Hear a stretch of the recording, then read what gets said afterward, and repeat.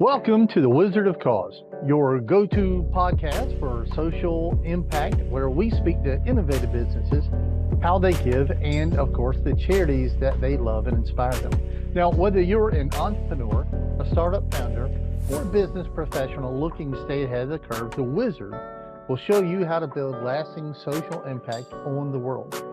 Are you ready to grow, give, and be inspired? Let's get started. Hey, are you looking to scale your business from 5 figures to 6 figures or 6 figures to 7 figures? If you are, I have the perfect thing for you. What I want you to do today is I want you to go download a book. This book is going to take you through my 3-pillar system. It's 100% free. All you have to do is go to growfast.cash. I say again, go to growfast.cash and you're going to be able to download my free international best-selling book, which is called Be Good, Be Brief, Be Gone. You can take that book. It's going to help you scale your business to the next level. Again, go download it. Be good, be brief, be gone. Growfast.cash. I say again, growfast.cash. Enjoy. I get to be here today with my good friend of almost 3 days, Elicia Williams of the Lighthouse. Now, I'm going to warn you, the Lighthouse, as I said earlier, the Lighthouse is the proverbial onion. And as you peel into its deeper and deeper layers, it can make you cry, right? But Elicia, being a much stronger person than me emotionally, and farther into her adulthood, because I would be a wreck. She acts as I like to say with a lot of my charities. She is the catcher in the rye. She's out there for all of us, and helping watch over these children in the foster care system. Elicia, thank you for being with us here today. Take a second and just tell us, because I'm going to do it poorly, right? Elicia and I were just doing a little recorded bit, and she's like, "What do I say?" I'm going to do it poorly if I do it for the Lighthouse, right? The botch job I just tried to do. Elicia, take a second and just tell us about the Lighthouse, and what it does and why we need you there. Okay. So the Lighthouse, our mission is to ease the trauma of foster care, and with all of that comes with it. That is we a are painful one sentence statement. that is, yeah, it is just one sentence, but it's pretty powerful. Like, the kids are dealing with the trauma that comes through, whether it's beforehand, before they come into the system, or just being in the system. Going from one home to another causes trauma. Even as an adult, like having to go from one home to another causes that trauma. Wow. And it's not just the buzzword that most people go to. It is an actual issue that the kids deal with, and they're small and trying to grow themselves, and it's actually stunting growth. It's stunting problem. Is what they go through. So we want to be there and try to help them throughout the whole process, and hopefully, even if it's aging out of the system, we want to help them to be able to be a functioning and successful adult. We don't want them to just age out because they're at that age. We want to give them the tools that they need to become a good adult, to be able to function. And maybe we change society that way too. Who knows? Okay, so I'm thinking, I was immediately thinking, and you're having to answer this now, because you don't even think about that. Because I mean, I think it goes without saying that if you're in the foster care system, that's not natural, right? There's already a certain amount of trauma that's going through there. And then as you say that, but is like what a no-brainer that is. But if you don't think about it, you don't think about it, right? You don't know what's going on, in the sewer pipes right below you until somebody says you don't know the filth and the sludge it's right there. Right. How how does that trauma affect the children that are in the foster care? I mean, I could you started saying, I mean, it stunts their growth. I mean, I can imagine it's hard enough to get your average child to do, their homework, to study, to eat, to do their basic things, yada yada. But when their entire life is in a state of upheaval, um, Mhm. and children crave structure. How does that trauma affect them and on a daily basis, on a long term basis? It's could be a multitude of things, and it's a lot. So I'll just kind of basic down it for you. But for the most part, when you go through a traumatic experience, Mm. especially as a young person, or a child, they are dealing with a full stop of developmental, in their brain. So whatever age they were when the incident happened or whenever that trauma takes effect, they stay that age mentally because the brain has to start changing and surviving. So it's no longer focused on growth. It is focused on survival and that Oh my those gosh. instincts. Yeah. Yeah, so the body continues to grow, but the mental state is now way back. That's why we have so many issues with society with people who are trying to go, they're into the my brain just went crazy. I'm sorry. No, Um, what I just heard you tell me? yeah, Can I say this from the layman's perspective? yeah, You just said in one sentence what people are saying about PTSD and that we kind of think we know and we right. get, and you're like, no, there's this moment, and at that point, and the thing that got me, you said it, and I saw in my brain, I saw the words for some reason printed out, but they were all in capital letters, full stop, right? You Mhm. go into full stop. That Right, is a scar in your brain that right there is frozen in time. And you right. hurt my feelings when you said that. Because you just explained PTSD in one sentence in a way that I've never heard, right? Well, yeah, yeah. Thank you, and and damn you for doing that in one sentence, right? I've got a better, understanding, but now I'm in more pain because I understand that better. Right, There's a right. I don't want to sound like I'm smarter than I am, but I remember learning about the hypothalamus and the Mhm. brain that regulates everything in your body and in your mind. And it's like, if you're eating and something that's delicious, right? If you keep eating it, all of a sudden it starts tasting bad because your hypothalamus says stop, right? And it's got to get you to quit. Um, Yeah, and as one person said, in short order, the hypothalamus assumes whatever you're doing right now, you're going to do to the point of death. And so it's got to mitigate it, right? So mhm. if you go jogging, I don't suggest you do that. I felt, hey, you go jogging in the morning first thing, so it's all downhill from there, right? Your day can't get any more suck than that. But if you Yeah, go jogging, your brain thinks, okay, if we do this, we'll die in X number of hours, and I've got to regulate the systems and yada yada.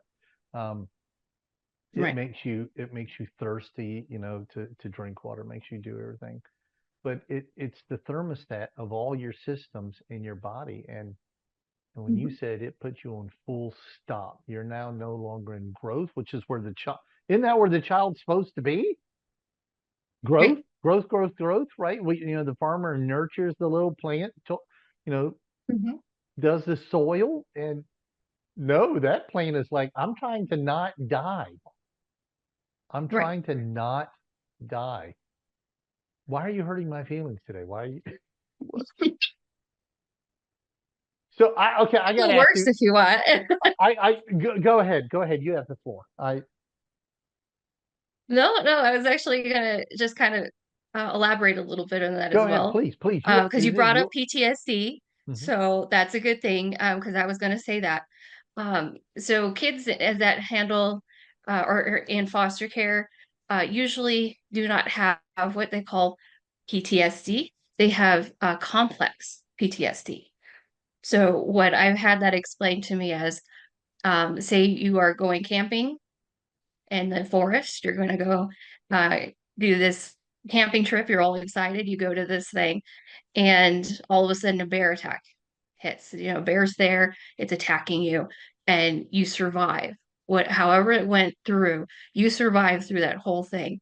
Mhm. You are now could possibly have PTSD out of that situation because you all of a sudden, if you smell the same smells or you have some sort of stress reaction that's similar, your brain automatically connects and says you're back in that spot in the woods and the bear's attacking, and that's Yeah, what PTSD for is. me, as far as I would ever go camping after being attacked by a bear would Right, be going to the mall.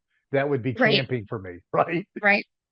Well, with PTSD, it would be like you were going into the candle store and they have one that smells like, campfire. And then all of a sudden you're all the way back. Like that's pretty much what PTSD is. Complex PTSD is you're living with the bear. You see how the difference is? So Oh you are crap! now you are dealing.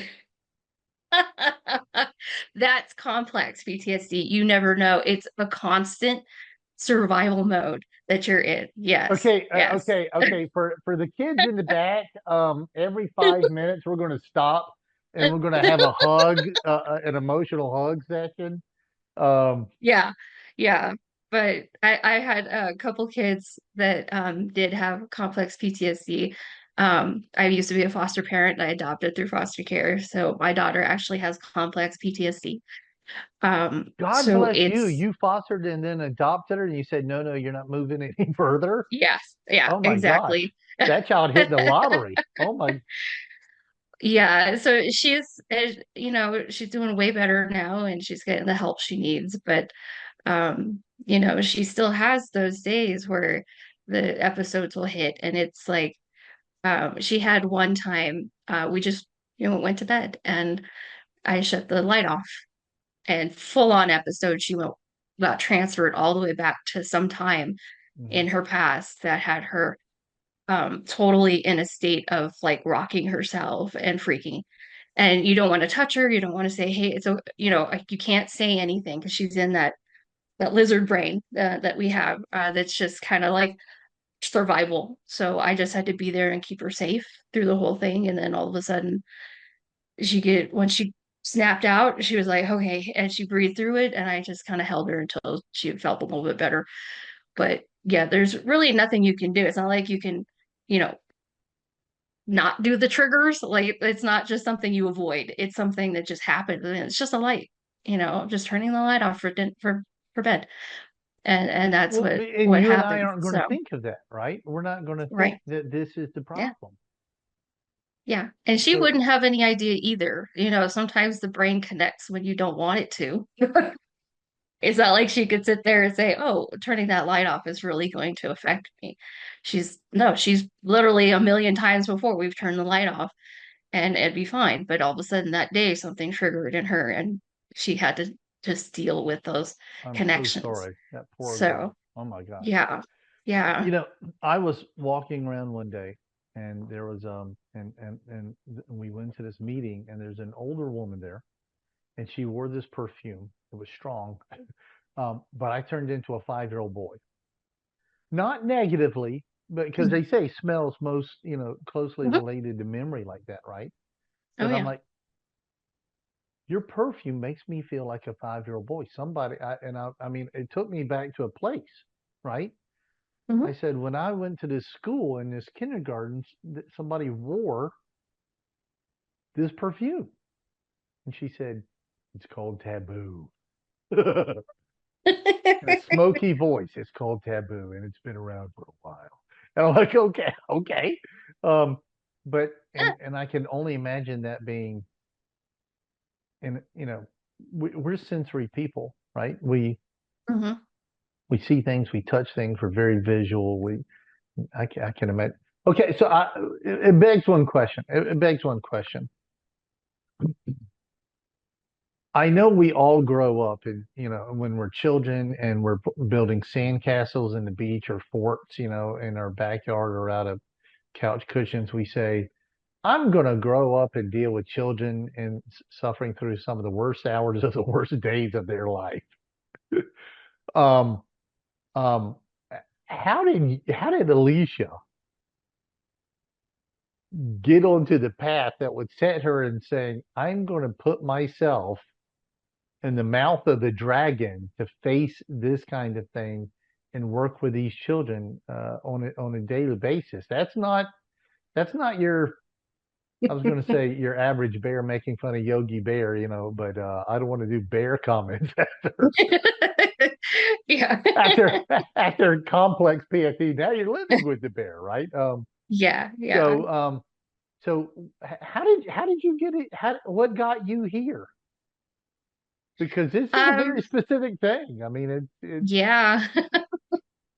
Well, like I said, I was a foster parent. And I was actually married for 18 years and no kids. So it was kind of that time frame where you kind of sit down with your husband and like, okay, well, are we going to have kids? Because we're starting to get to that, age where maybe we don't have kids anymore. That's it.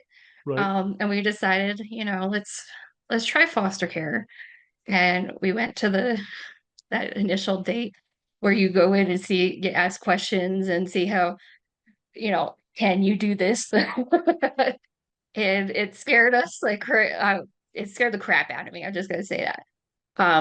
Wasn't sure I was gonna be able to do that because you don't have any idea trauma, especially that first right. day. We were like, I don't People know. come with baggage, but this, a foster child comes with a whole match set of, Right. luggage, right? So, I mean, Right. mental, Right. emotional luggage, the baggage, right? Not. Exactly. Exactly. So we decided to go ahead and take the plunge and become foster parents.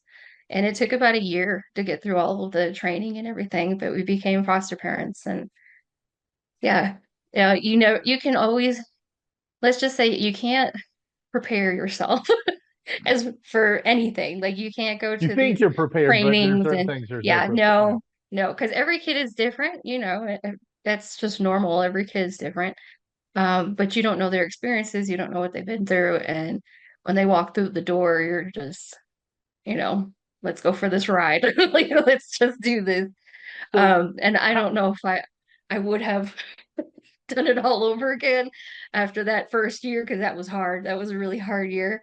right? Um, but once we got through that and things started to, when they started getting through to the healing is when things started to feel really good. Like I'm doing something, I'm starting to see the results of my efforts and things. So it's been that helps. As a foster parent, that helps you keep going because How it is old? really hard. I can only imagine, right? I'm not going to Yeah, say, oh, I understand what I have no concept. Um, yeah. how old was your daughter when you first brought her home as a foster? 7. Yeah. So Mm. she was actually in the with her parents till 7. So yeah. Oh, she went right from Um, her parents to you. So okay, mhm. all right. Does Yeah, she yeah, d- does she know her parents? Does she, or is that a parents were very abusive in every way you can think of. Um, so mm, she does not have contact with them. And actually her father is in prison right now. So because of the abuse. So I'm not going to go into it because that's a whole nother on can of worms you want to I go into. bet on this one, on this Yeah, edge though, I've heard some stories. We work with a number of yeah. organizations, and unfortunately, what we think is bad, there's always a new ring, a new depth and a level of hell that that you just can't imagine. So Right. okay, Yeah. let's get out of Yes. it. Yes. Um, We take a quick spiritual hug from everybody, yes. and everybody has. So okay, so let's turn towards the light a little bit. How does Lighthouse work Yeah. to help that trauma that for these children in foster? And let me ask you one question to that. So, but your entry into the foster world was you're like um, no children yet. If we're going to have a child, we why don't we foster, and then you fostered and would end up adopting your girl, right? Um, Right. and you said I didn't know what I was getting into, but now you're fostering the foster care system, right? You Right. you're kind of getting in there with the Yeah. Lighthouse. So how does Lighthouse work positively on a positive side, to try to mitigate or remove that trauma for children? Um, well, let's just say that through the whole journey of foster care, all the different kids that came through my care, and there weren't that many. I was only in there for 5 years, so Mm. I had about 5 kids. So I had a little bit of experience through that, and every kid is different. Every level of trauma is different, and then some kind of develop more trauma as they go because it's depending on how young they were, depends on when they get to deal with it. Right. So it that whole journey of seeing the kids struggle really affected me because the advocating that you do as a foster parent is tireless. Oh, it's so much you have to go through to just constantly say, they need this, they need this, they need this. And then you have to go through all of this governmental hoops and red tape to get anything that they need. And it's ridiculous. It's like you shouldn't have to beg the system to be like, please get them a therapist that doesn't quit because we went through three therapists in a year, and that doesn't foster help for them either because they haven't even gotten a chance to know that person. They're already quitting. So it was like this huge process of just trying to get them the help that they need. And that's just the basics, just getting the basics of the stuff they need, like clothing or, getting them the special. My daughter's like, she's African American, and I had to go out of my way to figure out how to do the hair and how to, and all the culture and all this stuff. So it was like having to deal with all of that with a system that's not helping you through the process. They're just like, I just need to check up and make sure they're safe. That's all they really care about. Right. Um, and I get it. There's so many kids in the system right now. They don't have time to be able to do that. So I actually saw some information about another organization that's similar, and they're doing this in Tennessee. And I was like, okay. So once I kind of saw what they're trying to do, it brought me to tears. First off, I was crying, and I was like, And you've already but been there, right? yes, yes. And then when I heard everything that they're doing and how successful it's actually being, um, it felt like that's what I'm supposed to be doing. It just kind of clicked and said, that's my path. So I tried to get them to come out here. We're a little too far away, so they weren't able to. So I said, okay, I'm going to start my own. And that's how the lighthouse kind of came about it. And but at the same time, we're like, okay, so where do we go from here? Like, and now that we have this organization that has this mission, how do we help? So their idea of helping, and it's something that our dream is as well. It's just not quite there yet. Is that we're trying to get a house where on that first day they're able to kind of breathe through the process and understand what's happening to them, get prepared for the next placement, and get anything that placement needs. So it's like a smooth transition into the system. Because that first day is the most traumatic. It doesn't matter where they've been from. It's still kind of like I know at least know that. And now I have to go into this brand new home where I have to learn everything all over again and hope to God that they care enough for me. type thing. So it's very traumatic for the kids. Even the ones who have aged out that I've talked to has said that's the worst day of their lives is going from that transition time. So that's our big dream is what we're trying to do is get that house to help them on that first day. But we also know that, housing in Colorado is kind of expensive. What? Yeah, it just a little bit, and it goes up daily. So we haven't quite gotten fundraised that much yet. So we decided, okay, well, how else can we help? How else can we, do what we can do now while we're still fundraising? And we came up with the idea of doing classes for the kids. So we kind of help them in the different age groups, depending on how old they are and where they are in their journey, how we can help. So for the younger kids, we do emotional regulation classes, which are we have boxing and yoga. So they have these boxing where they get all this energy out, they get all of this stress out, and they have that self-esteem back from abuse and all these things that they can do with the boxing, but it also gets their energy level up and crazy. And then we do yoga to get everything back down and teach them how to use the coping techniques and not just here's a coping technique. We're like, okay, everything's all crazy, and now we're going to breathe through it. We're going to get back down and use Right. that with the yoga to try to get back down and regulate so they can kind of understand how that works. And then we have a art therapy class where they use art to express the big emotions and the issues that are inside without Oh, having to wow. say the stories and do the story. Like they don't have to disclose all this information like you would in therapy. It's just, I feel really horrible right now and I need to get it out on paper. And we do different techniques so they can learn how to this will help you and put the anger on the page and stuff like that. So that's kind of what the younger kids have.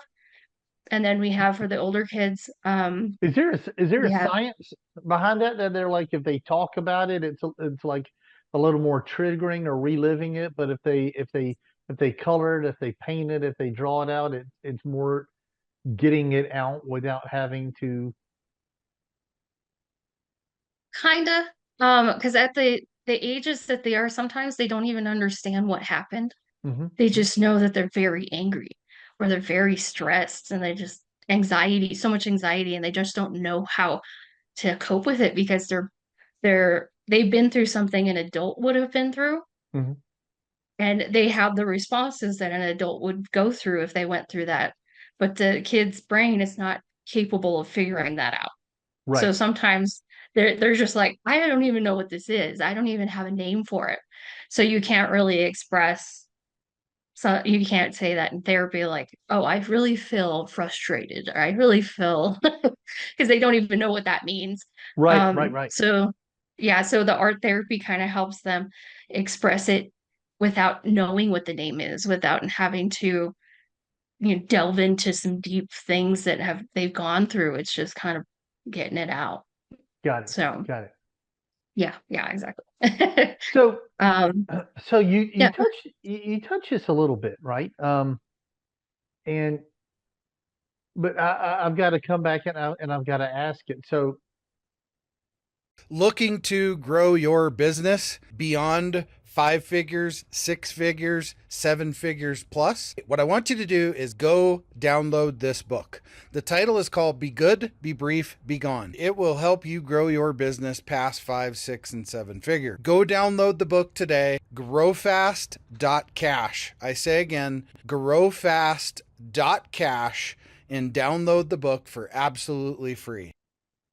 it's more of my brain formulating more of there's a specific reason for Lighthouse because of um the system, and you're trying to get therapy, you're trying to get whatever, you're trying to get this, but they're like, okay, so they're in foster now, everything's okay, right?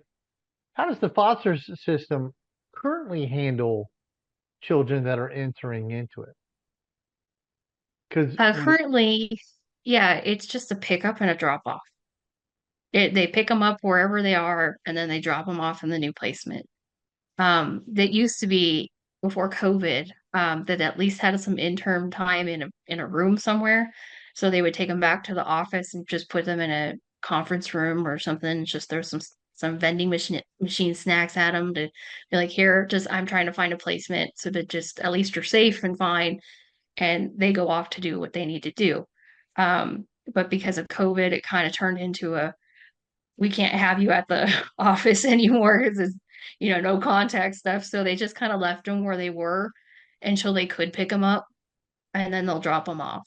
Or if it's a victim's advocate, which is the police, if they had to remove the kids and they're just sitting there waiting for the DHS to show up, Department of Human Services, Great. and they'll just So like if I'm in a yeah. car wreck and I've got broken and fractured, bones, and I'm bleeding, somebody picks me up and takes me home and says, "All right, Buster, um, here's a snack going inside your home now." I mean, Mhm. they Yeah, you get it. You're getting it. Yes, exactly. Yeah, and they just and kind of and I know COVID whatever. has made this worse. So let me tell you about my trauma, and you're like, "Will, this doesn't register as trauma," but I'm making fun of. We haven't finished coming back from COVID yet, right? Hmm. You put something in place, and sometimes you put a guardrail in place when you don't need it anymore, right? Right. um, and you said it to me when you said all this contactless stuff, but I think it's really a cheap way to say, um, we can't touch you, we can't handle you because there's a huge expense and power that you've got to put behind it. We're now Right. contactless. We've got to out of sight, out of mind, push on somebody else. I, you know what this device is, right? The little phone. I went to a thing in Colorado, right? I went to this event and I left my phone at home. And for 3 days, I was living like a caveman in the modern world.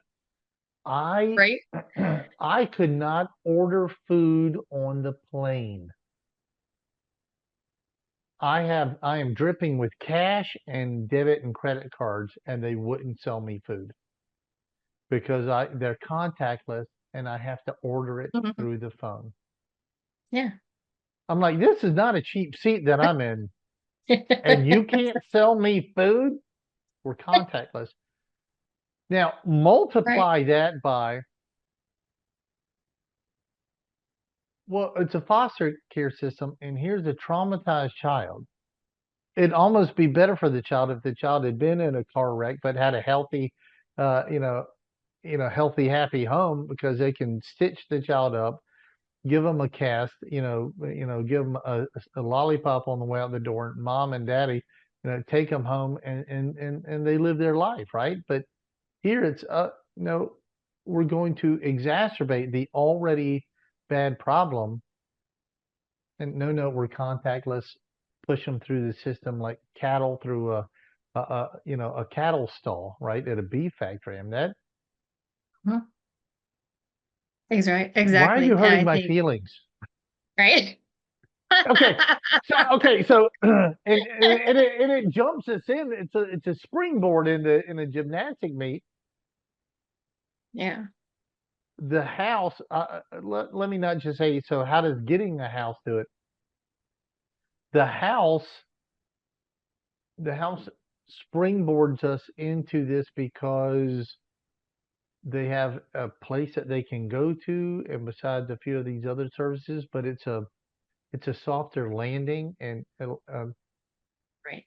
don't let me put words in your mouth. How about No, no, that's you're not actually what our mission statement has in there is that we are trying to create a soft landing for them. So it's not just a shock a to the nameless system and then faceless bureaucrat passing you on, stamping you on the head, saying, "Okay, good, we've got you mhm, in the foster system. Now the taxpayer doesn't have to worry about you because we've swept this under the proverbial rug." Um, right, right. And now it's the foster parents' problem. So they just deliver a screaming, crying child that doesn't understand what's happening to them, and just the foster parent's supposed to just deal. They just have a crappy week.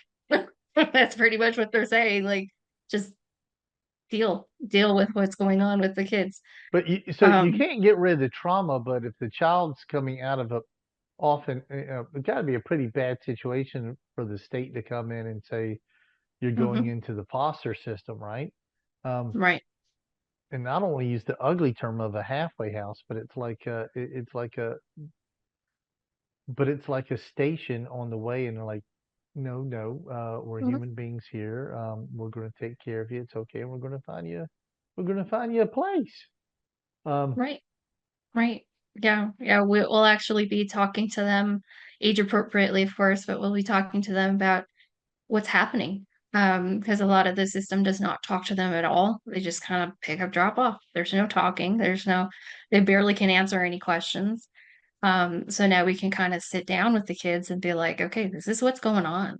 Like, mom and dad, stuff's going down right now. So we just have to keep you safe. We just have to get you to the next, someone to watch you until mom and dad can take care of you again, whatever that is. And we can talk to them about the whole system and how that works. Like the judge is in charge, and mom and daddy have to go to the judge and talk to him, and he has to decide when it's okay for you to come back. So stuff right. like that. And they once they understand, that relieves stress themselves. Like it just kind of just a load comes off because they're like, oh, okay, that makes sense.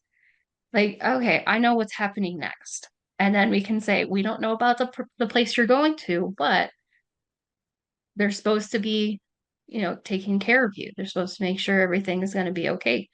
And and that kind of sets the kids up to not only have all the stuff that they have, because, the whole trash bag thing. So a lot of people say, the kids in the system, they just grab whatever they can, throw They in a grab a trash trash bag. bag and throw it in there, and I Yeah, and I that's all their belongings, and they're dragging it with them to the next place. Colorado's done a little bit better job on that. mhm. So they're backpacks now because we do have a few different organizations that have stepped up and done like um, age appropriately bags. So they just grab a bag, but the kids don't care. They really don't. They're just like, you just threw a bag at me. But during our system, what we're trying to do is not only slow that down, but they're picking the stuff out that they want. So they get like a week's worth of clothes that they picked That out, just bag that they fills want, my little love tank right up. right? Oh my gosh. Yeah, because it empowers them because they're like, okay, now I know what's happening. Now I have all the stuff that I need. You pick out your toiletries, everything. You're ready to go. We'll grab a toy if they're younger. You can pick the toy out. If you want something to cuddle with, we can get you that. Whatever it Right. is that you need. So they can kind of breathe through this whole process and go, okay, I'm ready. Let's go to that next place. And then they can take them to that next placement. And that placement, we have stuff where we can help them as well, because we will be able to help them with a packet of different nonprofits in their area that can help, or support groups. Or if this isn't working for you in the system, contact this person, So it's not just, I got to lean on the system when I have a problem. Or especially like if the whole kinship, and that's when grandma takes the kids and she's like, all of a sudden she's got three kids in a one bedroom apartment. Like it's not going to work. Right. So we can kind of help them at least get beds or crib or, anything that she might need to support the kids as well. So it's more of a smooth thing, and they can kind of understand what's happened to them. And they're like, okay, so they'll give the next placement a shot. That's one of the biggest things too, because when you're triggered and all freaked out and you're going into that next home, you don't want to give that home a shot, even if it's the best placement in the planet. Like they're not You're in they're not full going to care. stop. You're in full stop. Yes, you're just like, I just want out. I want to go back to what makes sense, and they're not going to give that place a shot. So now, if we can slow the whole process down, that placement holds better because they're feeling better about themselves going in, and they're like, okay, I'm ready. Let's do this. Let's try. You know. I So know that a is kind of what I'm trying to do. I I know because I've had a little introduction to this, and even a little is often too much. And there's a story, and I almost hate to go into it. And I wish it didn't exist on the planet. Um, but there were two children, and they were taken quite forcefully by the police in the system because both their parents were drug addicts, and they would have parties and stuff, and they would shoot the children with BB guns for sport, Hmm. and they would let their friends do that, and as well. And the children didn't get this is what war veterans these children were.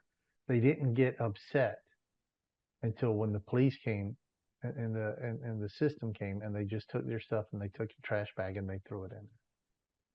And they said that is what made them feel like they weren't worth anything.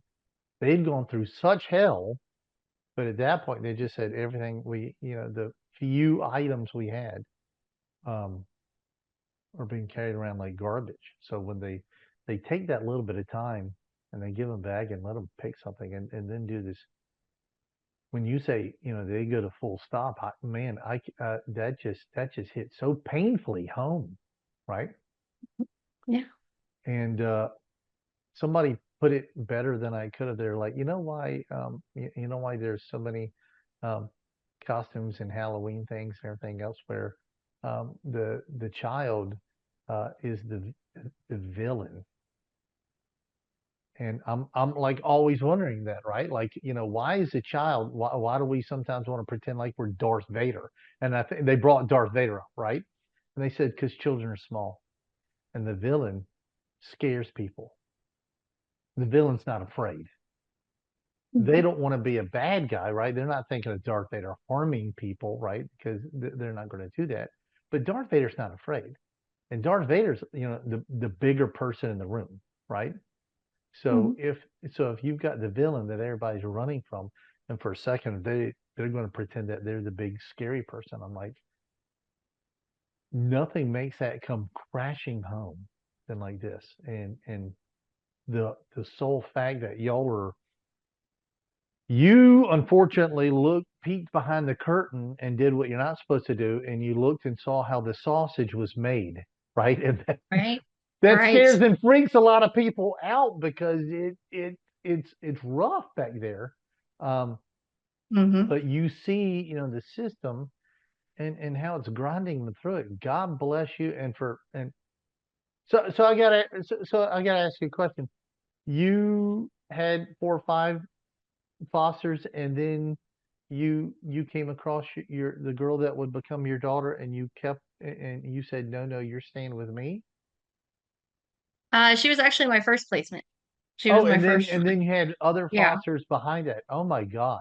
Right. Yeah. So we had her for 4 years before we adopted her, and once that went through, then we kept with the placements and just had them give us more kids. And yeah, it got to the point where it was too hard for her, so we had to stop.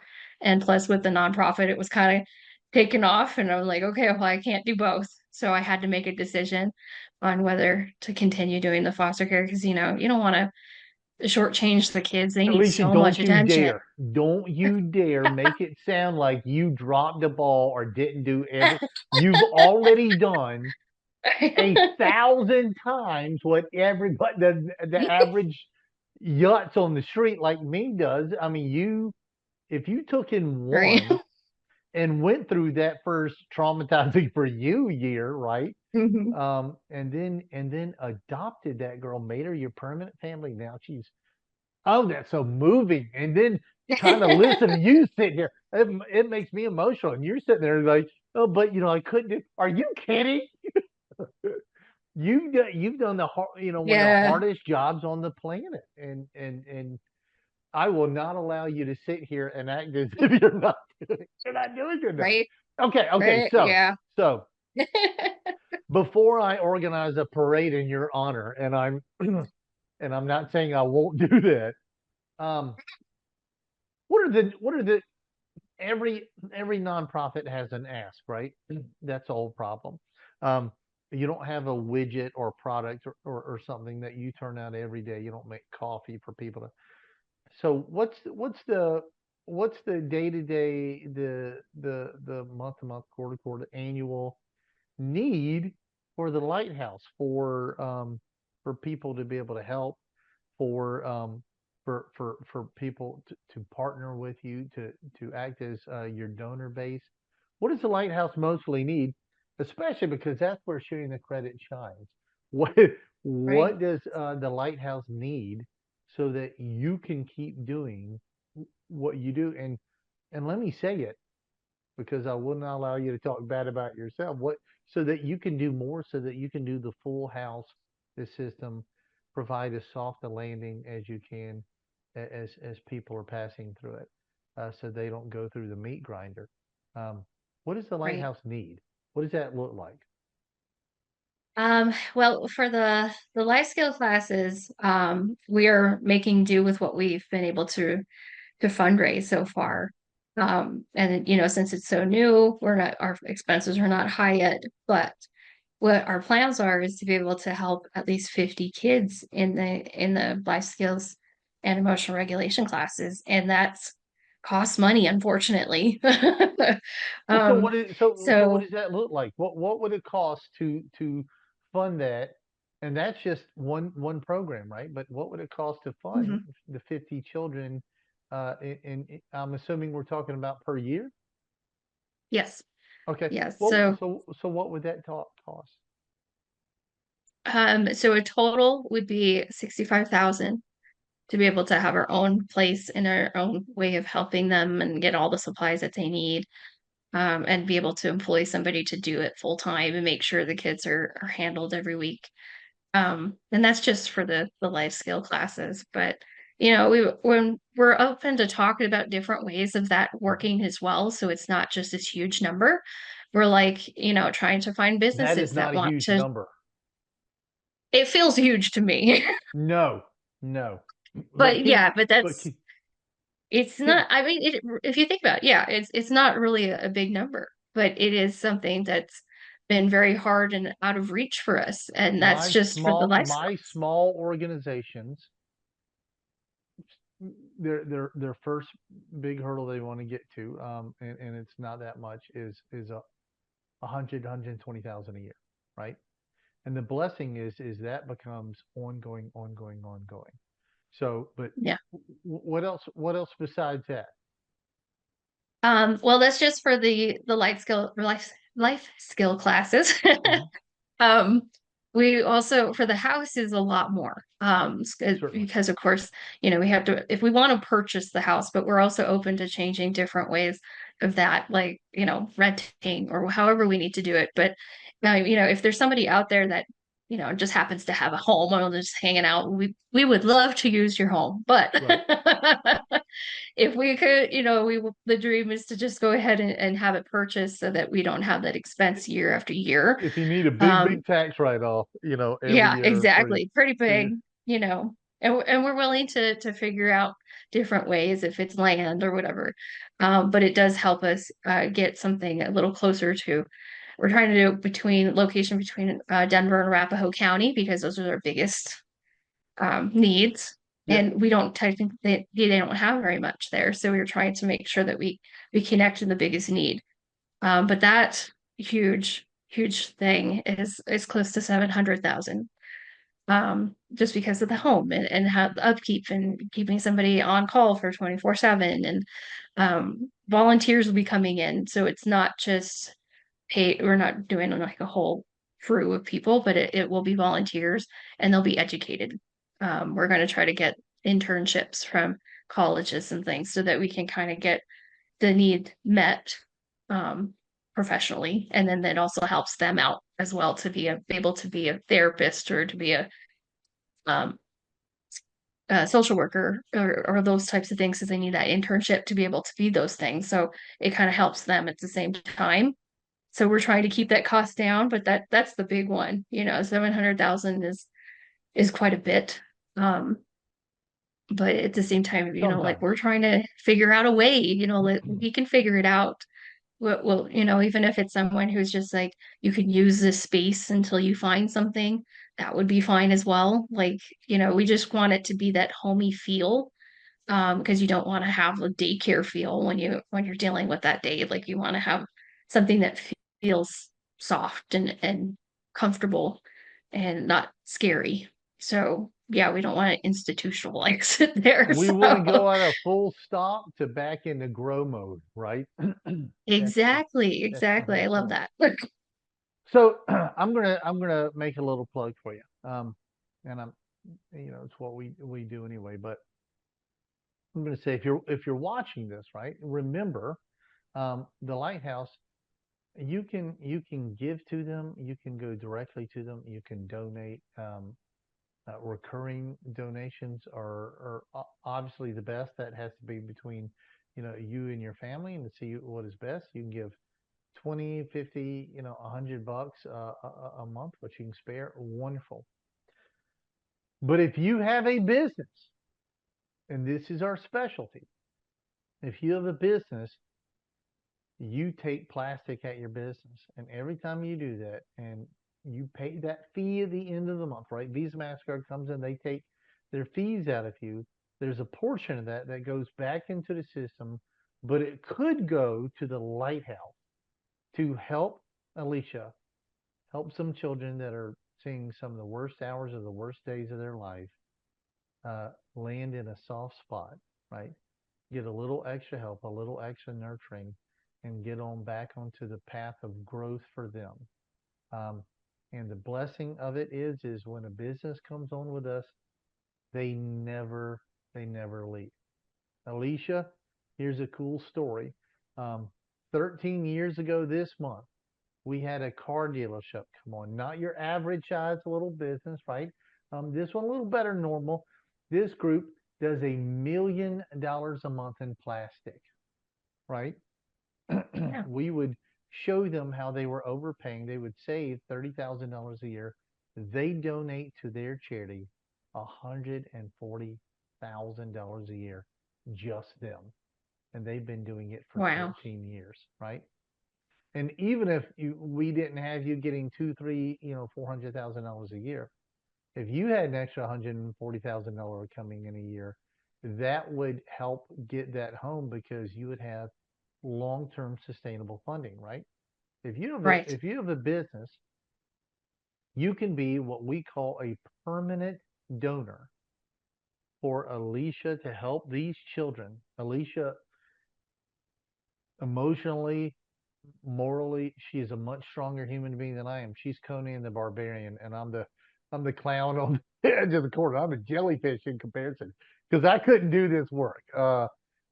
She's a tough woman, um, and she's got a giant heart. If you would like to make your business, then we can show you how you can be a permanent donor, where you never write this check. You let Visa, Mastercard write the check, and you know that every time somebody comes in your business, whether they come in your physical store or online, that you're automatically helping one of these children move on with their life into a happier, healthier setup, right? And and that's where we all want to be. Elicia,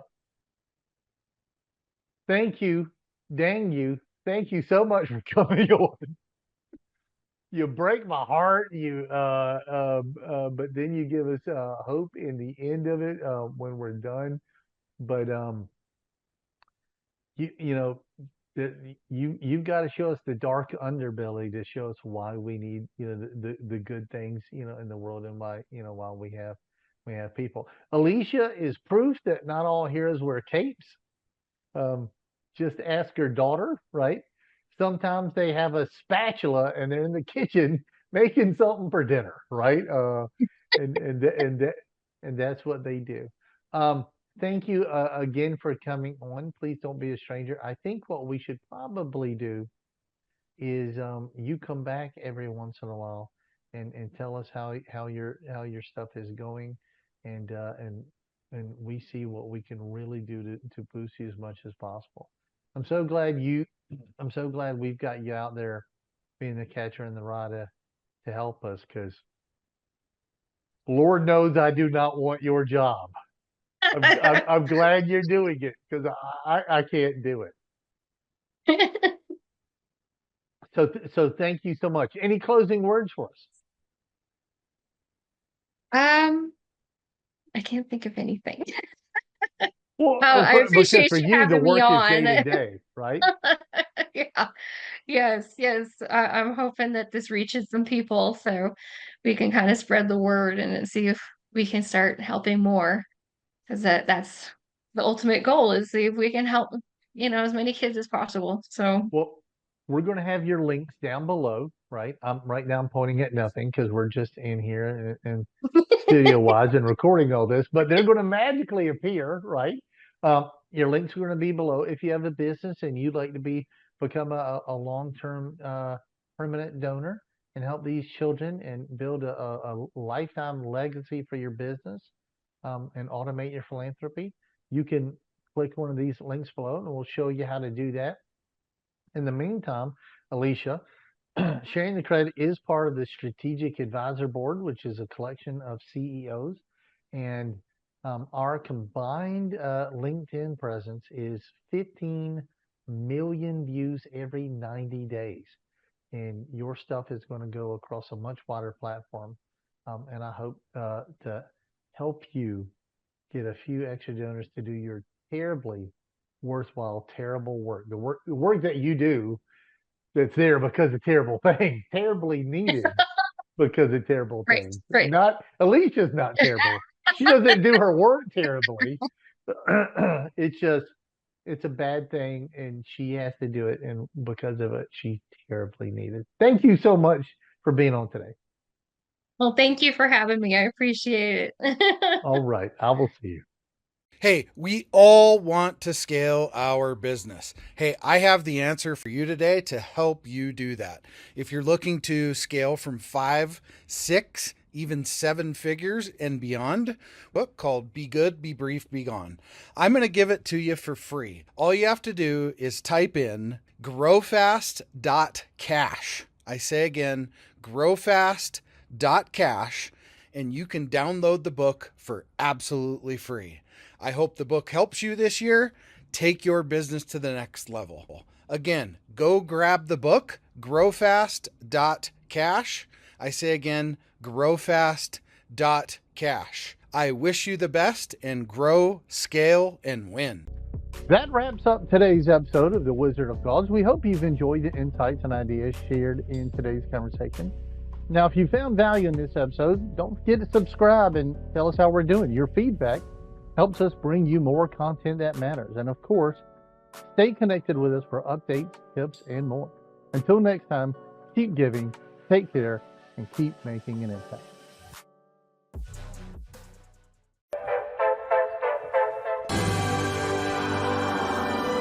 There it is. Magnum. Holy moly. Yeah, baby! That's what I've been waiting for! Dear God.